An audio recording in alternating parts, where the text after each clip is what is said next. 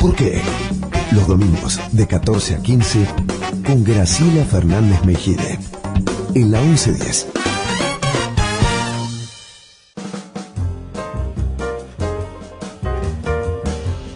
Bueno, usted y yo sabemos que este programa sería imposible sin los tres ángeles guardianes que me acompañan, Pablo Marmorato y Uriel de Simone, que hacen la producción, y en la operación técnica está Nicolás Reynoso. Gracias a ustedes. Seguimos conversando con Luis Rapoport y Jorge Rulli, y Jorge nos iba a contar su entrevista con Perón, Perón en España, y él un militante. ¿Militante de qué? Sí, sí. Bueno, ya habíamos formado, digamos, Perón me conocía de haber organizado la FAP, que era una especie de reaseguro para su retorno del año 64. Uh-huh. Pero te estoy hablando de después la muerte del Che Guevara nos arrastra, mejor dicho, la lucha de Guevara nos arrastra y la muerte de Guevara es un golpe muy duro para mi generación. Y yo lo veo a Perón en el 60, a principios, enero del 69. Uh-huh. Pero bueno, digamos que en el 64, recordemos, Perón estuvo a un tris de llegar en el gobierno de Ilia, de Arturo Ilia. Y claro, que le hacen bajar el avión en Brasil. Claro, bueno. Yo creo que Perón, evidentemente Perón no sabía si lo iban a dejar entrar, si iba a poder entrar. Uh-huh. Pero tenía una seguridad. Yo creo que Perón siempre pensaba estrategias complejas. Uh-huh. Lo tenía Goulart en Brasil y podría haberse refugiado o haberse quedado quizá en Brasil. A lo mejor era una alternativa cerca de la Argentina, pero cuando el viaje el viaje de retorno es inminente, hay un golpe de Estado en Brasil. Sí. Entonces pierde esa situación. Esa posibilidad. También pierde la situación que por cambios que se dan en Uruguay, de quedarse en Uruguay, que hubiera sido otra alternativa. Claro. En definitiva, que lo retornan. Y bueno, ahora vamos a 69, ¿no? Y 2010. No, el tema es que, bueno, en el peronismo que yo conocí había sectores aburguesados, digamos así, había sectores neoperonistas y había sectores combativos. Esta en todo caso era la diferencia, pero no era la diferencia ideológica que se va a dar después. Uh-huh. Yo siempre estuve entre los combativos, claro está, y para sorpresa de muchos, más de una vez tuvimos que, una vez le rompimos un acto al viejo Jaureche, que era uno de los politiqueros de la época. O sea, ahora parece que es el Che Guevara, pero en realidad Jaureche siempre fue la ala burguesa del peronismo, de aquel peronismo antiguo, ¿no? Y nosotros como Juventud Peronista éramos el sector más combativo, más agresivo. ¿Mm? ¿Y por qué viajaste vos a entrevistarte con Perón? Bueno, llegué, me vi con Perón cuando volvía de Cuba, a fines del 68 salí de Cuba, y bueno, el asunto es que discutí con él algunas posibilidades revolucionarias y lo vi muy... ¿Cómo te diría? Ese Perón conductor que a veces que me dice, Rulli, no puedo hacer la revolución con los buenos nada más, me reta de alguna manera. Es decir, era como, para mí fue como estar con mi padre o con mi abuelo, ¿no? Era una... Con las mismas contradicciones. Claro, con las contradicciones propias de una familia, ¿no? Y creo que para Perón también era lo mismo, ¿no? Lo debe haber sentido, evidentemente. Fue muy fuerte, ¿no? Encontrarlo a Perón, poder hablar con él, sentir que no manejaba los lenguajes de mi generación. Uh-huh. También, pero los lenguajes de mi generación reconozco que eran los cubanos. Debo reconocerlo. ¿Te frustró eso? En su momento sí, me afectó porque yo le hablaba de la lucha armada y él me hablaba de Ñíguez. ¿Se entiende? Pero claro, y ahí era un militar que intentó un golpe de Estado, ¿no? Él me hablaba de... Era el ministro del Interior cuando secuestraron a Aramburgo, me parece. Claro. Pero, en fin, yo también he pensado mucho en esto, porque unos meses después es la entrevista con Firmenich, y si no me equivoco con Quieto, que viajan a Madrid, y ellos no observan lo que yo observé.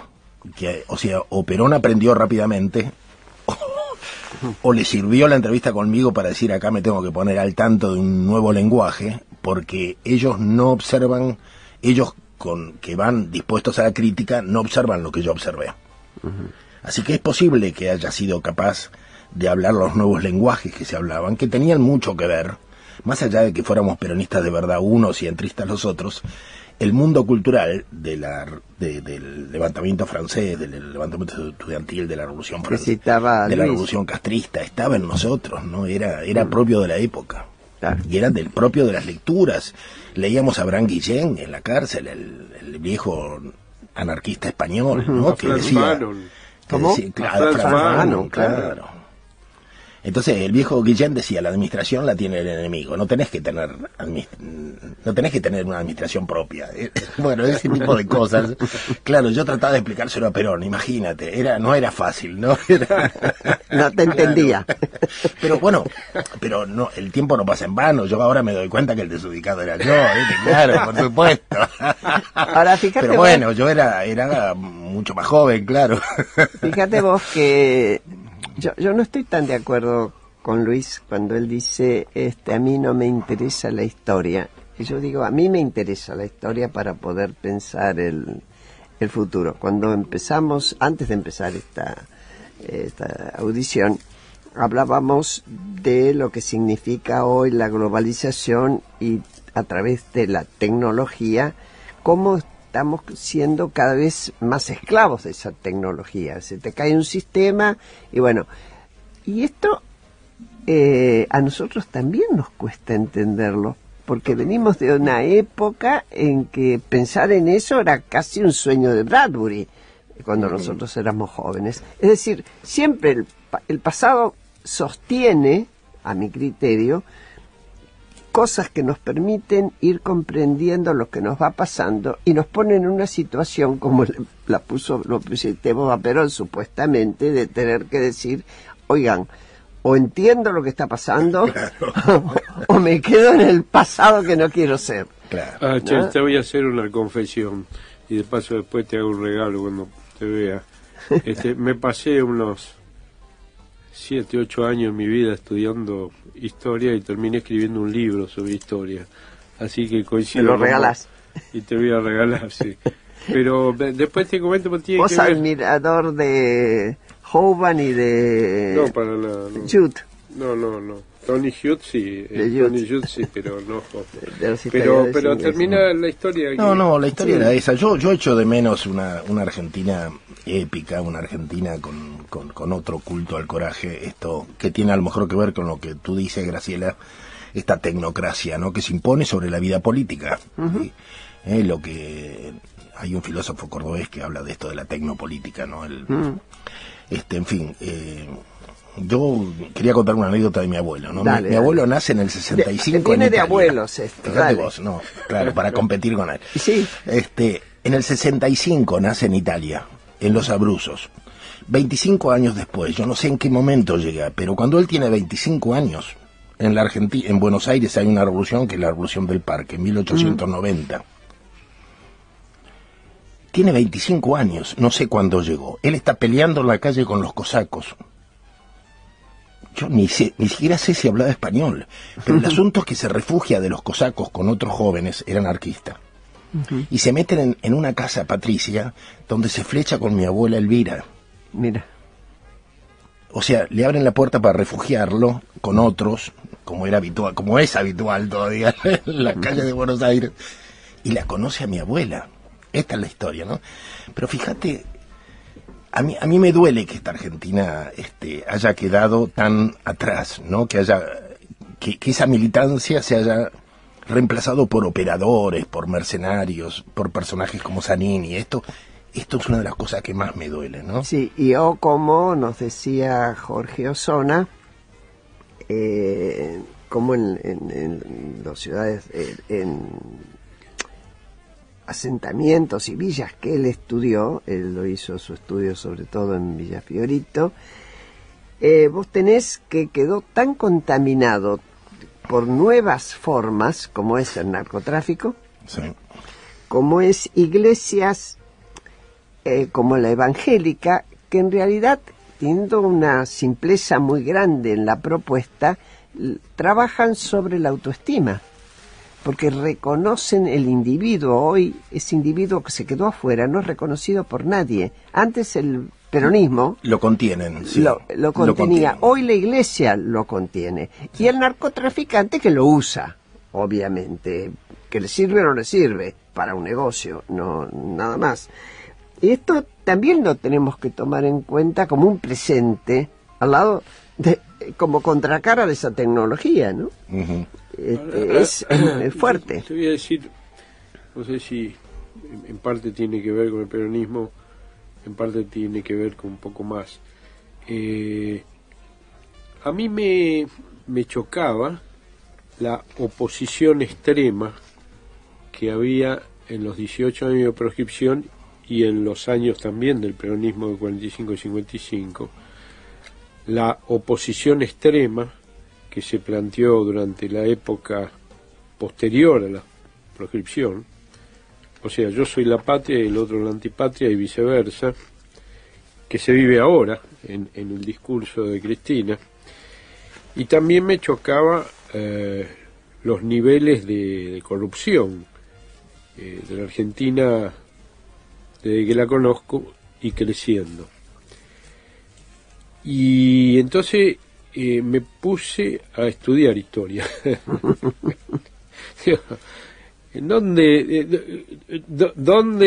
cómo, por qué, como dice el programa tuyo? Bueno, es la pregunta. Y bueno, pero ahí lo primero que descubrí, o me pareció descubrir, porque eso uno nunca descubre, es que no es Argentina.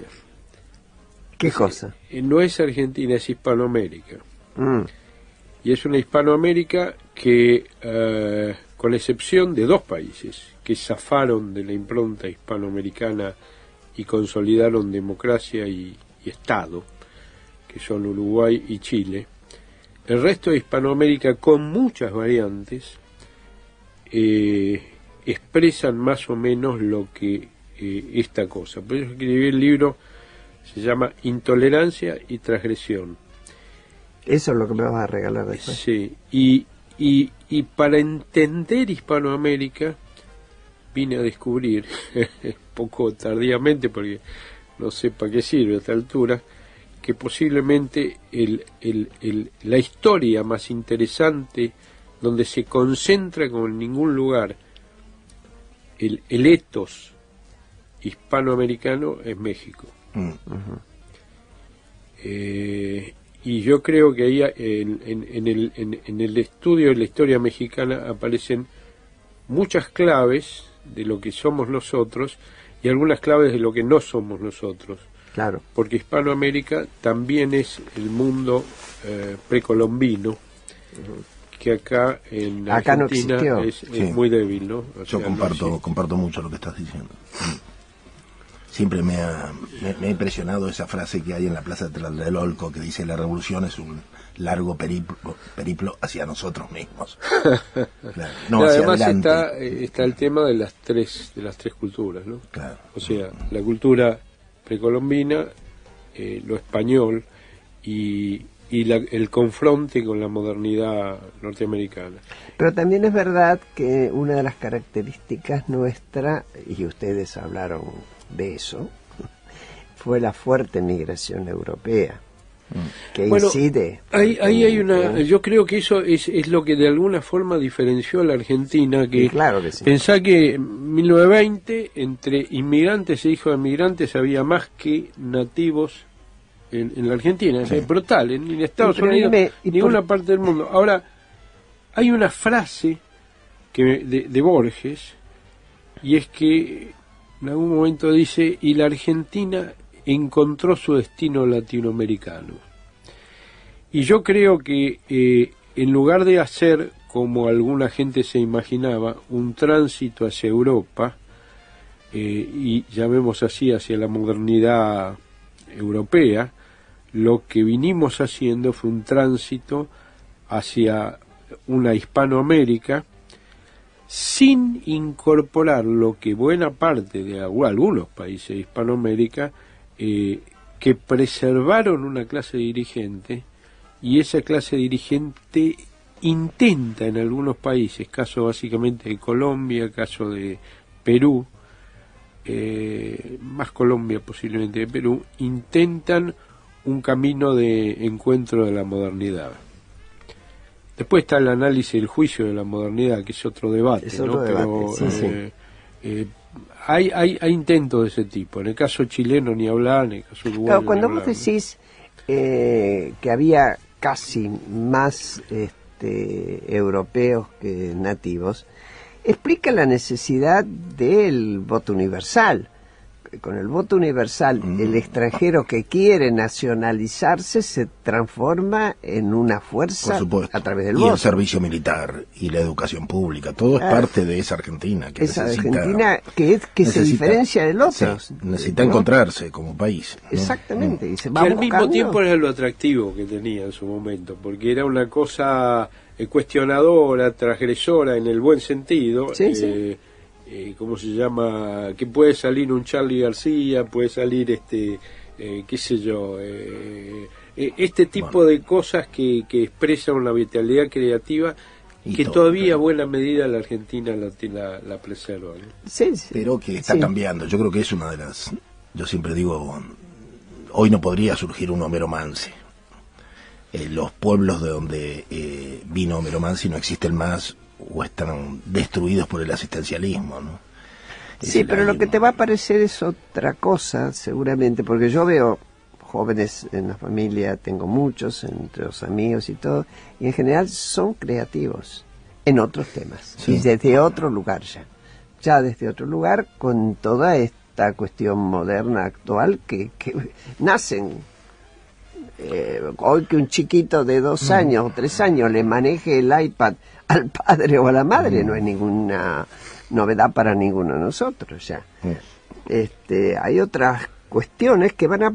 Yo siempre pienso que a veces yo por mi edad me desazono pensando aquello fue lo mejor, y no.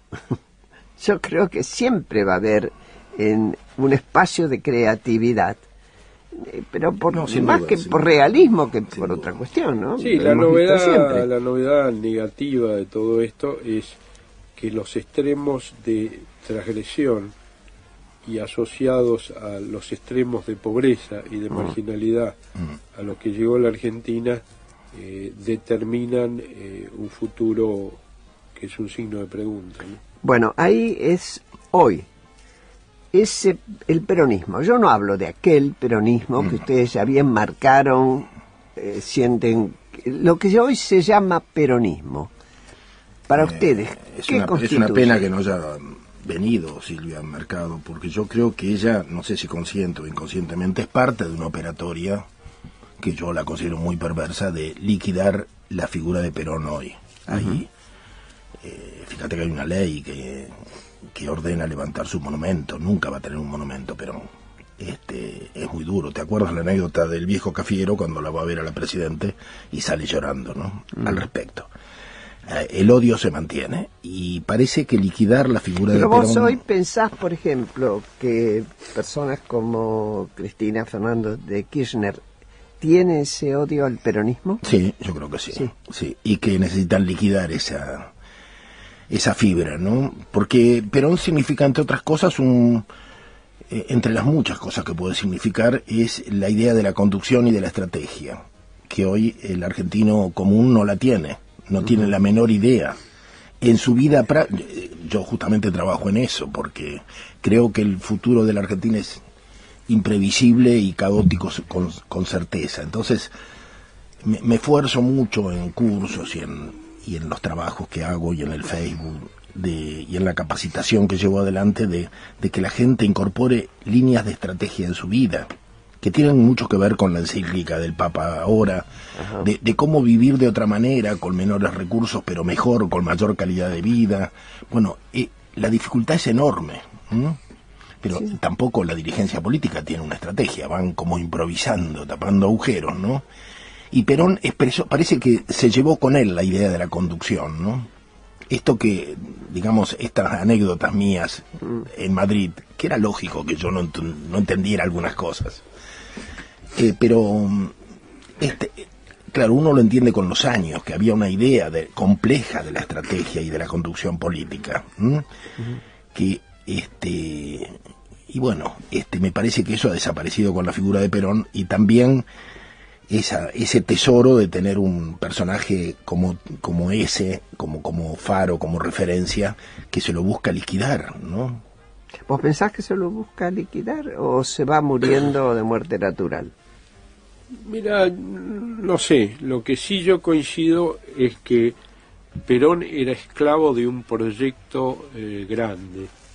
Tenía una visión del mundo, tenía una visión de la Argentina que expresaba grandeza. Bueno, él también era un hombre de época, porque era en el momento de los estados-nación, en todos lados. Y yo creo que esta gente es esclava de la mezquindad. Y entonces, en eso coincido con lo que vos decís. Ahora, la pregunta tuya, si lo quieren terminar o si... Yo creo que va a venir una revisión inevitable desde la historia, con más, ¿cómo decirte?, con más desapasionamiento en algún momento, sobre todo cuando se termine esta polarización que es hija de la mezquindad y de la nada, del afán, de cuestión amigo-enemigo, de preservar el poder, en el fondo de una enorme estupidez, ¿no? Y yo creo que eso se va a terminar, por fortuna, y yo creo que van a haber gente, investigadores, que van a volver a repasar la historia con una mejor contextualización que la que hace... Menos apasionamiento. Y claro, porque en el fondo Silvia, lástima, no está acá, yo se lo dije varias veces. Vos no estás peleándote con Perón, vos te estás peleando con Cristina Kirchner. Claro, pero equivocó los planos, entonces. Bueno, claro. A mí, digamos, insisto, la historia me ayuda a pensar y contemplar la realidad.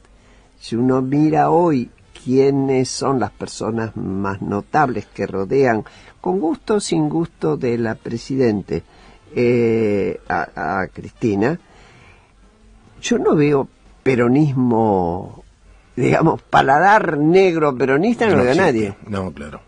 No, nadie, no porque pretenda que esté gente de no sé qué época, pero provienen de la no política o de otras situaciones políticas diferentes, ¿no? Sí, o vienen del afán, o son logreros, qué sé yo, tipo como vudú, o qué sé yo, ¿qué vas a buscar una ideología? Decir que proviene de la UCD es un exceso, ¿no? Es como regalarle un pasado político que no tiene. Claro, el tipo, qué sé yo, un vivillo de pueblo que... A propósito de lo que dice Graciela, hay un tema para mí fundamental, que es la globalización. Y que a Perón lo tiene como partícipe en cierta medida, porque esto me consta por amigos que han estudiado el tema. Perón trabajó mucho en el tema de cómo evitar la globalización que venía. Su estadía en Europa en los últimos tiempos, trabajó con muchos estudiosos que trataban de evitar lo que vino después, que es este rostro despiadado de la globalización, ¿no? Que de alguna manera se instaura en el 73, cuando David Rockefeller viaja y establece relaciones con Mao Zedong y se acuerdan el primer traspaso de fábricas a lo que es la China popular, ¿no? Perón, a mí me parece que una de las cosas terribles de aquel peronismo del retorno fue que por la incompetencia de Cámpora, Perón tuviese que hacerse cargo de la presidencia. Bueno, cuando pero Perón también, tenía un rol. Perón. Lo había elegido Perón a Cámpora. Sabía quién era. Bueno, yo lamento, pero esto se termina porque se nos termina el horario, pero es como que siempre hay algo por donde empezar. Nuestra historia está tan rica. Yo les agradezco un montón. Lamento que no haya estado Silvia. Me hubiera gustado que ella pudiera discutir sus argumentos con ustedes, pero bueno, a lo mejor en otro momento. Y me despido hasta el domingo que viene. Estuvimos con Jorge Rull y Luis Rapoport hasta acá, y la verdad que a mí me encantó este programa. No sé a usted cómo le habrá ido con nosotros.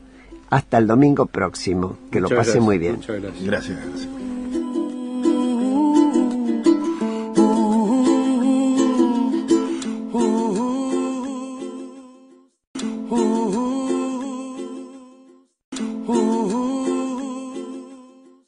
Ooh.